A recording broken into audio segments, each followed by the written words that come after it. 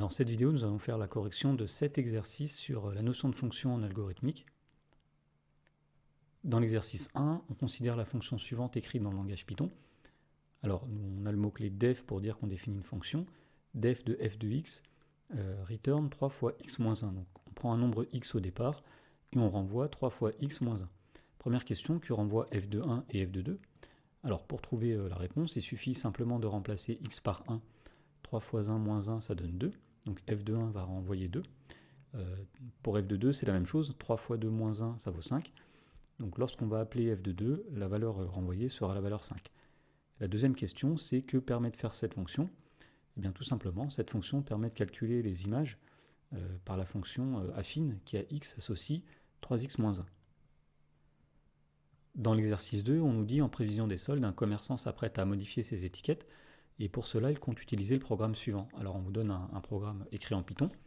Donc def solde p, t. Donc ce programme aura deux arguments en entrée qui sont p et t. Et le programme renvoie, donc return 1 moins t sur 100 fois p. Première question, quelle est la valeur envoyée si on exécute solde de 40,30? Alors pour connaître la réponse, il suffit de remplacer la variable p par 40 et la variable t par 30. Autrement dit, on va renvoyer la valeur 1 moins 30 sur 100 fois 40, c'est-à-dire 28. Donc la valeur envoyée lorsqu'on appellera solde de 30,40, ce sera la valeur 28. Deuxième question, on nous demande quel est le rôle de cet algorithme. Alors sous-entendu dans le contexte de cet exercice, eh bien cet algorithme, il renvoie le prix obtenu, c'est-à-dire le prix soldé, quand on diminue un prix petit p de t%. Cela vient du fait qu'on a 1 moins t sur 100, le coefficient multiplicateur ici qui correspond à une diminution de t%. Lorsqu'on multiplie par le prix p, on obtient donc le prix soldé.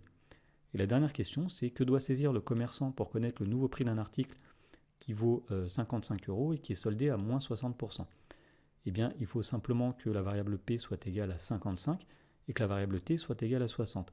Donc il faut qu'il saisisse solde 55,60. Dans l'exercice 3, on nous dit que la distance d'arrêt d'un véhicule qui roule à une vitesse v exprimée en km/h sur une route mouillée est donnée par la formule d égale 0,1 v carré plus 0,28 v, et on nous demande d'écrire une fonction en langage Python qui, à partir de la donnée de la vitesse d'un véhicule, renvoie sa distance d'arrêt. Alors pour écrire une fonction en Python, il faut utiliser tout d'abord le mot-clé def. Suite à ça, on donne le nom de la fonction, par exemple ici nous allons l'appeler distance, et cette fonction prendra un argument qu'on va appeler vitesse. Alors on aurait pu appeler cet argument v, peu importe pour le nom de l'argument. Première instruction, on va dire qu'on va déclarer une variable d qui est égale à 0,01 fois la vitesse au carré, le carré étant représenté par ces deux étoiles suivies de 2, plus 0,28 fois la vitesse. Et cette fonction va donc renvoyer la distance, c'est-à-dire le nombre d. Dans l'exercice 4, on nous demande d'écrire en langage Python une fonction nommée dpair, dont les paramètres sont trois nombres a, b et c qui représentent les côtés d'un triangle et qui renvoient le demi-périmètre de ce triangle. Alors pour écrire une fonction, toujours pareil, on utilise le mot-clé def, suivi du nom de la fonction. On nous demande d'appeler cette fonction dpair. Cette fonction prend trois arguments, donc un nombre a, un nombre b, un nombre c. Et puisqu'elle renvoie le demi-périmètre, on calcule le périmètre, c'est-à-dire a plus b plus c, et on le divise par 2. Dans la question 2, on nous dit que le mathématicien grec Héron d'Alexandrie a établi la formule suivante qui donne l'aire S d'un triangle de côté ABC et de demi-périmètre P. Donc la formule c'est S égale racine carrée de P fois P moins A fois P moins B fois P moins C, et on nous demande d'écrire une fonction en Python qui permet le calcul d'un triangle, cette fonction faisant appel à la fonction dpair qu'on a utilisée dans la première question. Alors voici une façon de faire. Nous allons avoir besoin de la racine carrée. Donc pour cela, on va d'abord importer la bibliothèque math. Puis on définit la fonction à l'aide du mot-clé def. Donc cette fonction-là s'appellera R. Elle prendra trois arguments a, b et c. Première instruction à l'intérieur de cette fonction, on va créer une variable p qui est égale au demi-périmètre. Donc p égale dpair de abc. On appelle donc la fonction qu'on a créée dans la première question. On met le résultat dans une variable p. On calcule ensuite un nombre s qui est égal à la racine carrée qu'on représente à l'aide de la fonction math.sqrt. Donc la racine carrée de p fois p moins a fois p moins b fois p moins c. Et finalement, cette fonction doit renvoyer l'aire, c'est-à-dire on va renvoyer la variable s.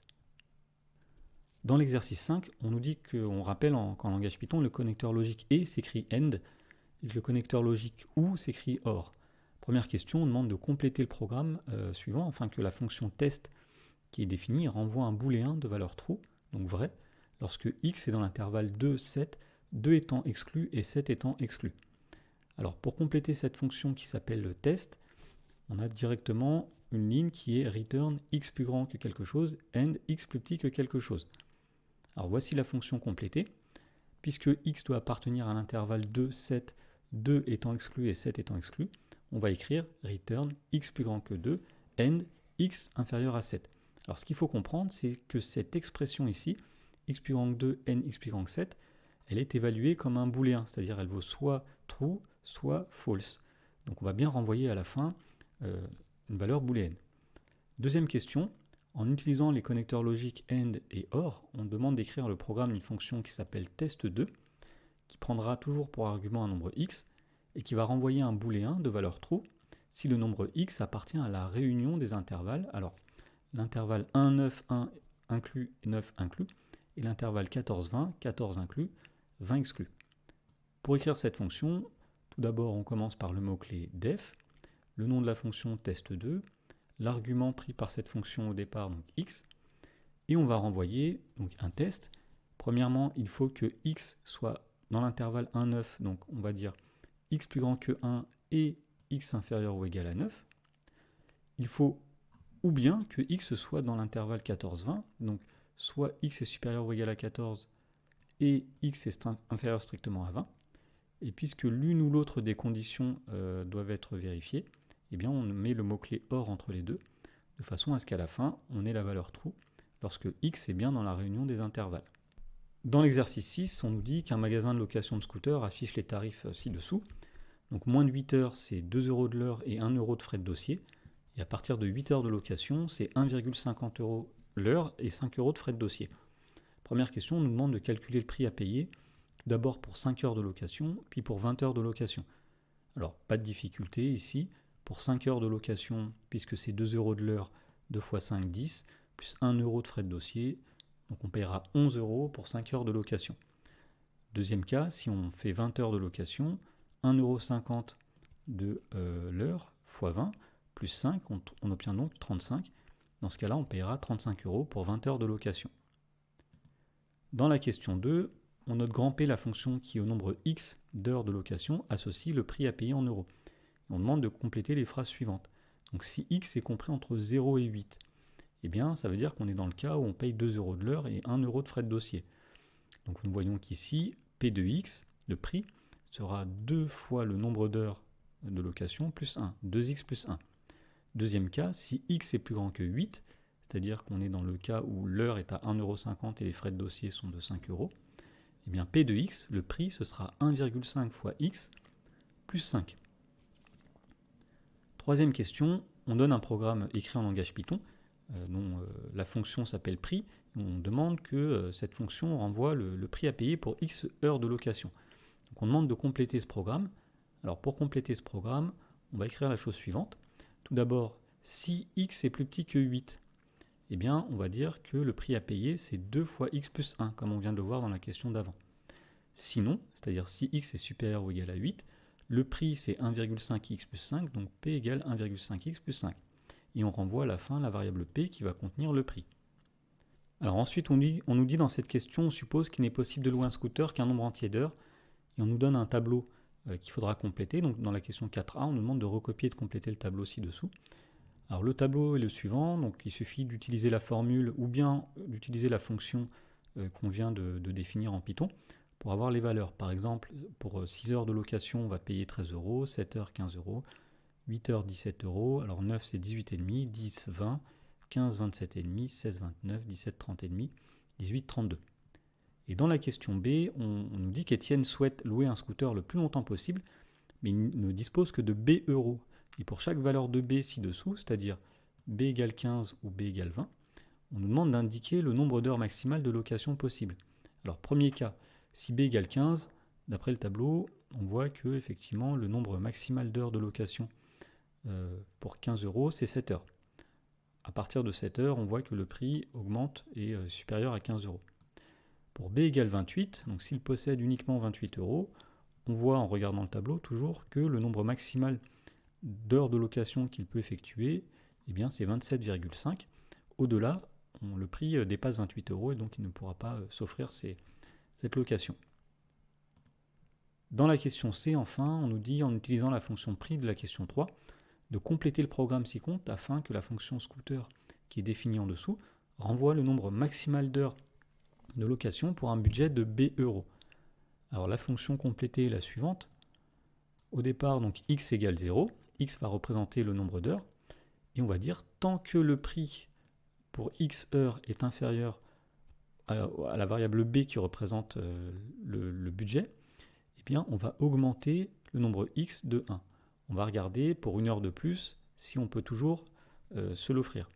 Et à la fin, une fois qu'on a dépassé, c'est-à-dire une fois que le prix est strictement supérieur à b, c'est-à-dire une fois que la boucle tant que s'arrête, eh bien c'est que le nombre d'heures est beaucoup trop grand. Il faut revenir une heure en arrière pour dire que le nombre d'heures maximal qu'on peut s'offrir, c'est x-1.